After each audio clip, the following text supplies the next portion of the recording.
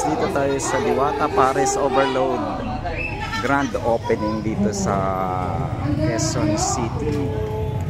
So ayan guys, 10 AM po yung grand opening. So ayan, pero marami na pong tao sa loob at labas dito. Ayan guys, dami na puno na yung loob. Ayan, meron na rin dito ang mga tao sa gilid. So 10 AM po ngayon ang grand opening.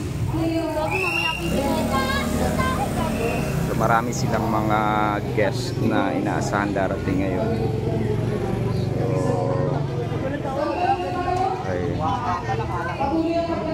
Quezon City branch dito sa number 47 Morningstar Sunville Subdivision, Quezon City.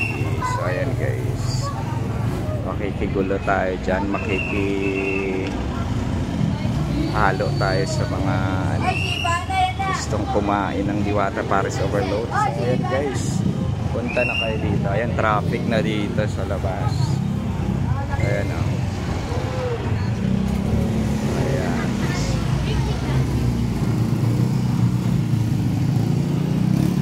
Abangan nyo na lang guys, mag-upload naman tayo ng mga lives, mga iba pang mga videos. Ayan guys, so, ang dami ng tao sa loob niyan. Okay guys, abangan nyo na lang mga videos natin.